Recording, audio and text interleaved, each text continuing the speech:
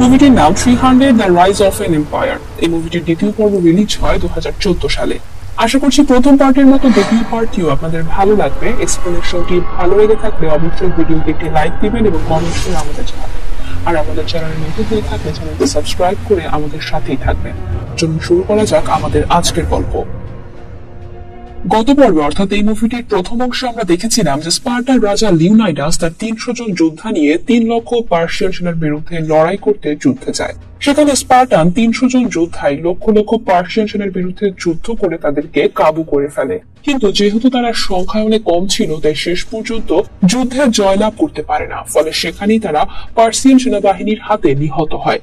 তো এই যুদ্ধেরও 10 বছর আগে গ্রিকদের আরেকটি গোত্রের সাথে পার্সিয়ানদের যুদ্ধ চলছিল। সেখানে এথেন্স দখলের উদ্দেশ্যে ম্যারাথন প্রাঙ্গণে রাজা ডেরিয়াস তার পার্সিয়ান সেনাবাহিনী নিয়ে হাজির হয়। এই যুদ্ধে এথেন্সের যোদ্ধাদের সাথে পার্সিয়ান সেনাদের এক মারাত্মক রক্তক্ষয়ী যুদ্ধ হয়। এথেন্সের বীর সেনাপতি থমিস্টিক্লিসের তলোয়ারের আঘাতে একে একে মাটিতে লুটিয়ে পড়তে থাকে পার্সিয়ান সেনারা। কিন্তু যুদ্ধের এক পর্যায়ে রাজা ডেরিয়াসকে লক্ষ্য করে তীর ছুড়ে মারে থমিস্টিক্লিস, আর তীরও সোজা গিয়ে লাগে নিশানা মতো ডেরিয়াসের বুকে। ডেরিয়াসের পুত্র জেরোজিক্স পিতাকে বাঁচাতে আসলেও কিন্তু তার শেষ রক্ষা হয় না। মৃত্যুর কোলে ঢলে পড়ে ডেরিয়াস। আর মৃত্যুর আগে ডেরিয়াস তার ছেলে জেরোজিক্সকে গ্রিকদের সাথে যুদ্ধ জড়াতে নিষেধ করে। সে বলে যে একমাত্র দেবতারাই গ্রিকদেরকে পরাজিত করতে পারে, অর্থাৎ সৃষ্টিকর্তাই গ্রিকদেরকে হারাতে পারে, তাই সে যেন তাদের সাথে যুদ্ধ করতে না যায়। এদিকে ডেরিয়াসকে মারার পর থমিস্টিক্লিস বুঝতে পারে যে রাজা ডেরিয়াসকে হত্যা না করে সেদিন জেরোজিক্সকে হত্যা করলে তার বেশি লাভ হতো, কারণ এখন জেরোজিক্স সিংহাসনে বসে অবশ্যই তার পিতার মৃত্যুর প্রতিশোধ নিতে হাজির হবে এবং পুনরায় গ্রিস আক্রমণ করবে। তাই সে চিন্তিত হয়ে পড়ে। এদিকে পিতার মৃত্যুর পর জেরোজিক্স ভেঙে পড়লে তাকে সান্ত্বনা দিতে একটি সুন্দরী মেয়ে তার কাছে আসে। এই মেয়েটি মূলত আর্টেমিসিয়া। সে ছিল পার্সিয়ান নৌ কমান্ডার। তো সে জেরোজিক্সকে বলে যে তোমার বাবার শেষ কথাগুলো আসলে সতর্কতা নয়, বরং সেটা তোমার জন্য একটা চ্যালেঞ্জ। তিনি তোমাকে গ্রিকদের সাথে যুদ্ধ করতে নিষেধ করে মূলত একটি চ্যালেঞ্জ ছুড়ে দিয়েছেন। কাজে যদি কেবল দেবতারাই গ্রিকদেরকে পরাজিত করতে পারে, তবে তুমি হবে দেবতাদের রাজা। তো এরপর দেখা যায় যে আর্টেমিসিয়া জেরোজিক্সকে শক্তি অর্জন করতে মরুভূমিতে পাঠায়। সেখানে প্রচন্ড তাপ ও তৃষ্ণায় কাতর হয়ে জেরোজিক্স একটি অদ্ভুত গুহার ভিতরে প্রবেশ করে। সেখানে সে সমস্ত খারাপ শক্তি অর্জনের জন্য পানিতে ডুব দেয়, আর তারপর শয়তানের শক্তি হিসাবে নতুন জেরোজিক্সের জন্ম হয়। সমস্ত শক্তি অর্জন করে জেরোজিক্স তার রাজ্যে ফিরে আসে, আর রাজ্যে ফিরে এসেই সে গ্রিকদের দিকে যুদ্ধের চ্যালেঞ্জ ছুড়ে দেয়, অর্থাৎ হয় যুদ্ধ করো নয়তো জেরোজিক্সের সামনে মাথা নত করো। এদিকে থমিস্টিক্লিস এথেন্সে তার কাউন্সিল সভায় পার্সিয়ানদের সাথে যুদ্ধের ব্যাপারে আলোচনা করে।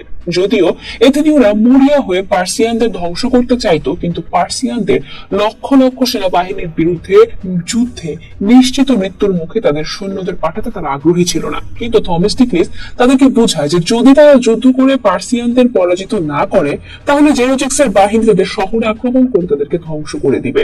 কাজেই সকল গ্রিকদের একত্রিত হয়ে পার্সিয়ানদের বিরুদ্ধে যুদ্ধ করতে হবে।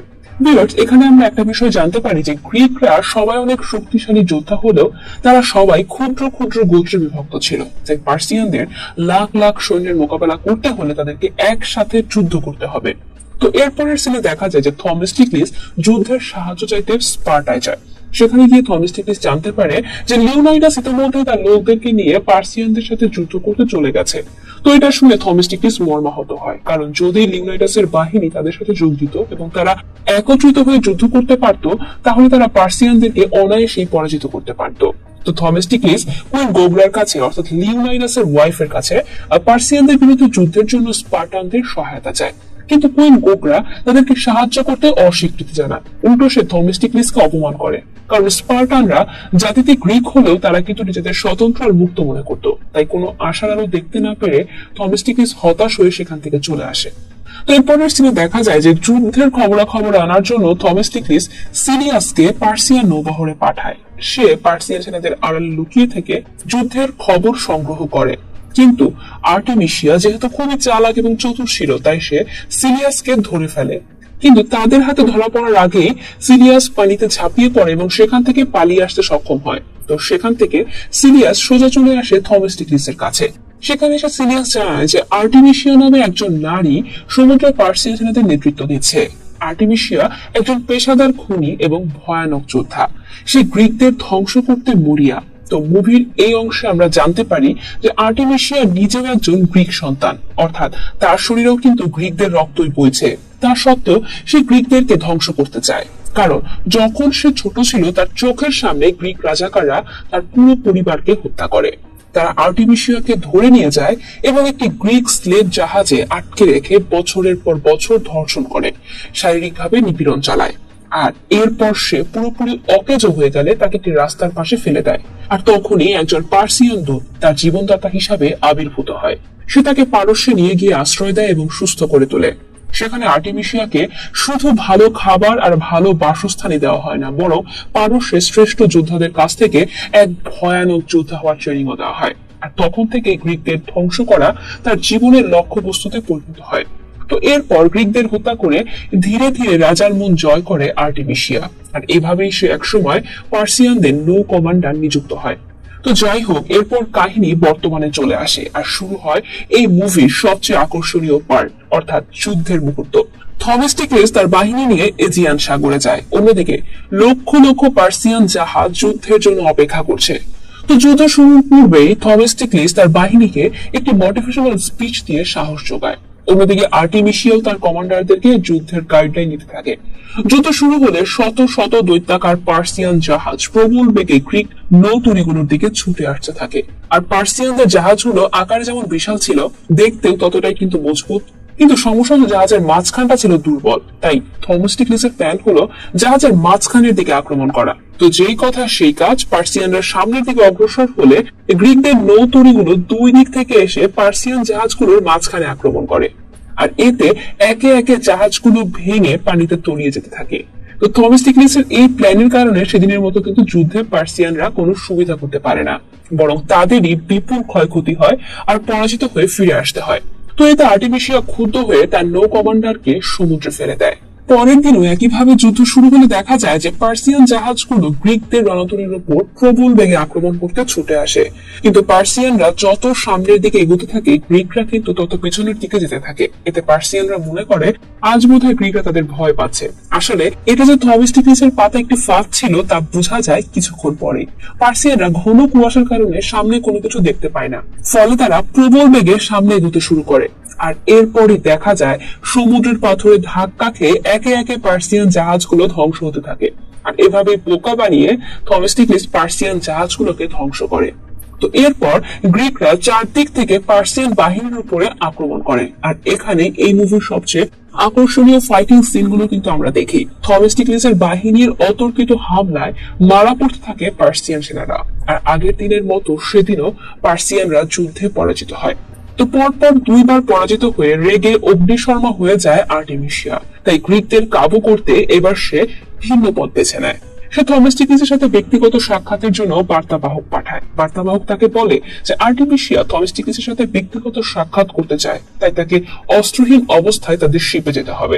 তো এই কথা শুনে থমিস্টিক্লেসের সৈন্যরা তাকে যেতে নিষেধ করে। কিন্তু থমিস্টিক্লেস তাদের নিষেধ সত্ত্বেও আর্টেমিসিয়া কি বলতে চায় সেটা শুনতে চায়। তো থমিস্টিক্লেস তাদের শিপে যায়। সেখানে পৌঁছলে আর্টেমিসিয়া থমিস্টিক্লেসকে তার সাথে হাত মেলাবার প্রস্তাব করে। সে বলে যে তার মতন একজন কমান্ডার তার খুবই প্রয়োজন। আর আর্টেমিসিয়া নিজের যৌবনের লোভ দেখিয়ে থমিস্টিক্লেসকে কাবু করতে চায়। থমিস্টিক্লেসও এর সুযোগ নেয়। আর্টেমিসিয়ার সুযোগ দিলে সেও আর্টেমিসিয়ার সাথে শারীরিক সম্পর্ক করে। তো তখন আর্টেমিসিয়া তাকে আত্মসমর্পণের প্রস্তাব দিলে সে সেটা নাকচ করে দেয়। এতে আর্টেমিসিয়া ক্ষিপ্ত হয়ে তার গলায় ধারালো তলোয়ার ধরে। কিন্তু এখন যেহেতু থমিস্টিক্লেস অস্ত্রহীন অবস্থায় আছে, তাই যুদ্ধের নীতি মোতাবেক সে থমিস্টিক্লেসকে হত্যা করতে পারে না। তাই সে রাগান্বিত হয়ে থমিস্টিক্লেসকে তার জাহাজ থেকে বের করে দেয়। তো থমিস্টিক্লেস যখন তার বাহিনীর কাছে ফিরে আসে, তারা কি ঘটেছে জানতে চায়। তো থমিস্টিক্লেস তাদেরকে জানায় যে পরবর্তীতে পার্সিয়ানরা তাদের সর্বোচ্চ শক্তি দিয়ে আক্রমণ করবে, কাজেই তারা যেন প্রস্তুত থাকে। তো পরের দিন যুদ্ধে দেখা যায় যে পার্সিয়ান জাহাজগুলো সমুদ্রের পানিতে কালো আলকাট্রা মেশাচ্ছে। অন্যদিকে কাঁধে ব্যাগ দিয়ে সাঁতার কেটে কিছু পার্সিয়ান সৈন্য থমিস্টিক্লেসের নৌবহরের দিকে আসছে। আর তার কিছুক্ষণ পরে পার্সিয়ান জাহাজ থেকে একে একে আগুনের গোলা নিক্ষেপ করতে থাকে থমিস্টিক্লেসের বাহিনীর দিকে। আর তখনই বোঝা যায় যে পার্সিয়ানরা এতক্ষণ যা পানিতে মিশাচ্ছিল তা ছিল তরল দাহ্য পদার্থ, অর্থাৎ যা আগুনের স্পর্শে বিস্ফোরিত হবে। তো গ্রিকরা পার্সিয়ানদের জাহাজে তীর মারতে থাকলে আগুনের গোলা পার্সিয়ানদের জাহাজে লেগে সেখানেও আগুন ধরে যায়। তো এরই মধ্যে থমেস্টিক্লিসের কমান্ডার আর্টেমিসিয়ার মারা তীরের আঘাতে মারা যায়। অন্যদিকে কালো ব্যাগ নিয়ে আসা পার্সিয়ান সৈন্যরা গ্রিকদের রণতরীতে পৌঁছালে আর্টেমিসিয়া তার নিজের সৈন্যদের গায়ে অগ্নিতীর ছুড়ে মারে, কারণ তার সৈন্যদের গায়ে সাটানো ওই ব্যাগগুলোতেই ছিল মূলত বিস্ফোরক দ্রব্য, আর আগুনের স্পর্শে সেগুলো বিস্ফোরিত হবে। ফলে সাথে সাথে থমেস্টিক্লিসের জাহাজে আগুন ধরে যায়, তাদের রণতরীগুলো ধ্বংস হয়ে সমুদ্রে তলিয়ে যায়। আর তা দেখে আর্টেমিসিয়া মনে করে যে থমেস্টিক্লিস বোধ হয় মারা গিয়েছে। তো থমেস্টিক্লিস পানিতে ডুবে গেল, তার কমান্ডার তাকে তুলে আনে। ফলে এরপরের সিনে দেখা যায় যে থমেস্টিক্লিস আসলে মারা যায়নি, সে বেঁচে আছে, আর তার সৈন্যদের রক্ততে আজিয়ান সাগরের পানি লাল হয়ে গেছে। তো এরূপ বিপর্যয়ের পর থমেস্টিক্লিস আর তার সৈন্যরা হতাশ হয়ে পড়ে, কারণ অল্প আর যার সৈন্য বেঁচে আছে তা নিয়ে যুদ্ধ নামা মানে আত্মহত্যার সামিল। তো এর মধ্যে খবর আসে যে রাজা লিওনাইডাস আর তার 300 সেনাবাহিনীর যুদ্ধে জেরোজিক্সের বাহিনীর হাতে নিহত হয়েছে, আর পার্সিয়ানরা হোর্ট গেটস দখল করে নিয়েছে, এবং এরপরই এথেন্স আক্রমণ করতে তারা ছুটে আসছে। তো লিওনাইডাসের এই আত্মহত্যের খবর শুনে মর্মাহত হয় থমেস্টিক্লিস, তবে কিছুক্ষণ পর এর তাৎপর্য অনুধাবন করতে পেরে সে পুনরায় অনুপ্রাণিত হয়ে ওঠে, কারণ এটা কোনো পরাজয় ছিল না, বরং শেষ মুহূর্ত পর্যন্ত লড়াই করে যাওয়ার কারণে তারা মরে গিয়েও বিজয়ী হয়েছে। তো এই গৌরবের সংবাদ পুরো গ্রিসে ছড়িয়ে দিতে বলে থমেস্টিক্লিস, যাতে তাদের আত্মত্যাগের কথা স্মরণ করে পুরো গ্রিক ঐক্যবদ্ধ হয়ে পার্সিয়ানদের বিরুদ্ধে লড়াই করে। এদিকে জেরোজিক্স এফিএলটিস অর্থাৎ যে লিওনাইডাসের বাহিনীর সাথে বিশ্বাসঘাতকতা করেছিল, তো সেই কুজোকে দিয়ে লিওনাইডাসের অস্ত্র থমেস্টিক্লিসের কাছে পাঠায়। সে এসে থমেস্টিক্লিসকে জানায় যে রাজা জেরোজিক্স এথেন্স আক্রমণ করতে আসছে, আর সে পুরো শহরকে মাটির সাথে মিশিয়ে দিবে। কাজেই সে যদি এথেন্সকে রক্ষা করতে চায় তবে যেন জেরোজিক্সের সামনে মাথা নত করে আত্মসমর্পণ করে। কিন্তু আমরা সবাই জানি যে গ্রিকরা কিন্তু কখনোই কারোর সামনে আত্মসমর্পণ করে না, এবং যুদ্ধের ময়দান থেকে কিন্তু তারা পালায় না। তাই থমেস্টিক্লিস এফিএলটিসকে বলে যে তুমি জেরোজিক্সকে গিয়ে জানাও আমরা আত্মসমর্পণ করব না। তো এরপরের সিনে দেখা যায় যে এফিএলটিস এই সংবাদ গিয়ে জেরোজিক্সকে দিলে সেখানে থমেস্টিক্লিসের বেঁচে থাকার সংবাদ শুনে আর্টেমিসিয়া অবাক হয়ে যায়, কারণ সে ভেবেছিল থমেস্টিক্লিসকে সে মেরে ফেলেছে। তো এরপর আর্টেমিসিয়া ক্ষিপ্ত হয়ে পুনরায় যুদ্ধ করতে উদ্যত হয়, কিন্তু জেরোজিক্স তাকে বাধা দেয়। কিন্তু আর্টেমিসিয়া জেরোজিক্সের কথা না শুনলে জেরোজিক্স তার উপর রাগান্বিত হয়। তো সেখানে তাদের মধ্যে কিছু কথা কাটাকাটি ও মনোমালিন্য হয়। এদিকে লিওনাইডাসের তলোয়ার নিয়ে থমেস্টিক্লিস স্পার্টায় কুইন গোগ্রার কাছে আসে। সে তাকে সমবেদনা জানায় এবং পুনরায় পার্সিয়ানদের বিরুদ্ধে যুদ্ধের জন্য সহযোগিতা চায়, কিন্তু এবারও কুইন তা করতে রাজি হয় না। ফলে আবারও হতাশ হয়ে থমেস্টিক্লিস সেখান থেকে চলে আসে। তো এরপর থমেস্টিক্লিস তার সৈন্যদের কাছে আসে এবং তাদেরকে বলে যে যদি তারা নিজেদের জীবন বাঁচাতে পিছপা হতে চায় তবে যুদ্ধের ময়দান ত্যাগ করে চলে যেতে পারে, কিন্তু বুঝতে হবে এরা হচ্ছে গ্রিক যোদ্ধা, তারা মৃত্যুকে পরোয়া করে না কিংবা যুদ্ধের ময়দান থেকে পালায় না। তাই তারা অবশিষ্ট সৈন্য নিয়ে পুনরায় পার্সিয়ানদের সাথে যুদ্ধ করতে সম্মত হয়। সৈন্যরা একে একে হাত তুলে থমেস্টিক্লিসের পাশে থাকার সম্মতি দেয়, আর তাদের এই মনোবল দেখে খুশি হয়ে এবার থমেস্টিক্লিস একটি মোটিভেশনাল স্পিচ দেয়। আর এ থেকে বোঝা যায় যে এবার যে যুদ্ধটা হতে যাচ্ছে তা কতটা ভয়ঙ্কর হবে। তো পরের দিন যুদ্ধ শুরু হলে গ্রিকরা সিনেম্যাটিক ওয়েতে যুদ্ধের জন্য অপেক্ষা করতে থাকে। অন্যদিকে পার্সিয়ানরাও আজকে সাক্ষাৎ মৃত্যুদূত হয়ে যুদ্ধ করতে হাজির হয়, আর তারপরে শুরু হয় মারাত্মক ফাইটিং সিন। একে একে তলোয়ারের আঘাতে ক্ষত বিক্ষত হতে থাকে দুই পক্ষের সৈন্যরা। তবে এবার থমেস্টিক্লিসের সেনারা বেশি নিহত হয়, কারণ যেহেতু পার্সিয়ানরা সংখ্যায় অনেক বেশি ছিল তাই তাদের আঘাত বেশি তীব্র ছিল। এদিকে আর্টেমিসিয়া আজকে নিজেও দুহাতে তলোয়ার নিয়ে যুদ্ধ শুরু করে। সে একে একে থমেস্টিক্লিসের যোদ্ধাদেরকে হত্যা করতে থাকে। তারপর সে থমেস্টিক্লিসের দিকে এগিয়ে আসে। এদিকে থমেস্টিক্লিসও এবার যুদ্ধ করতে ঘোড়ায় চেপে বসে। সে ঘোড়া হাঁকিয়ে এ জাহাজ থেকে ও জাহাজে ছুটে চলে আর যুদ্ধ করে। তবে কিছুক্ষণের মধ্যে আর্টেমিসিয়া থমেস্টিক্লিসের ঘোড়াটিকে মেরে ফেললে এবার আর্টেমিসিয়া আর থমেস্টিক্লিসের মধ্যে শুরু হয় মুখোমুখি যুদ্ধ। যেহেতু দুজনই সেরা যোদ্ধা তাই দুজনের মধ্যে চলতে থাকে হাড্ডাহাড্ডি লড়াই। যুদ্ধের এক পর্যায়ে দুজনই দুজনের তলোয়ার এমন ভাবে তাদের গলার কাছে ধরে যে আর একটু হলেই দুজনে মারা পড়বে। তো এরপর দেখা যায় যে থমেস্টিক্লিসের তলোয়ারের আঘাতে আর্টেমিসিয়ার হাতে তলোয়ার পড়ে যায়, আর এরই মধ্যে গ্রিকদের শত শত জাহাজ এসে পার্সিয়ানদেরকে ঘিরে ফেলে। অর্থাৎ থমেস্টিক্লিসকে হেল্প করতে এবার স্পার্টানরা তাদের পুরো নৌবহর নিয়ে যুদ্ধ করতে চলে আসে, আর তা দেখে থমেস্টিক্লিস আর্টেমিসিয়াকে আত্মসমর্পণ করতে বলে। কিন্তু বুঝতে হবে আর্টেমিসিয়া নিজেও কিন্তু ছিল গ্রিকদেরই সন্তান, তাই তার ধমনীতেও আত্মসমর্পণের নীতি নেই। কাজে সে আত্মসমর্পণ না করে পুনরায় থমেস্টিক্লিসকে আক্রমণ করতে উদ্যত হয়, আর তাই বাধ্য হয়ে থমেস্টিক্লিসকে তাকে সেখানেই মেরে ফেলতে হয়। অন্যদিকে দেখা যাচ্ছে যে স্পার্টানরা থমিস্টিকিসের বাহিনীর সাথে যোগ দিয়ে একযোগে পার্সিয়ানদের উপরে আক্রমণ করছে, আর এখানেই মুভিটি শেষ হয়। তো এই মুভির তৃতীয় পার্ট হয়তো ভবিষ্যতে রিলিজ হতে পারে। রিলিজ হলে সেই এক্সপ্লেনেশনটিও আমাদের চ্যানেলে আমরা আপলোড দিব। আজকে এখানেই বিদায় নিচ্ছি। এক্সপ্লেনেশনটি কেমন লাগলো তা কমেন্টে জানাতে ভুলবেন না। সবাই ভালো থাকবেন, ধন্যবাদ।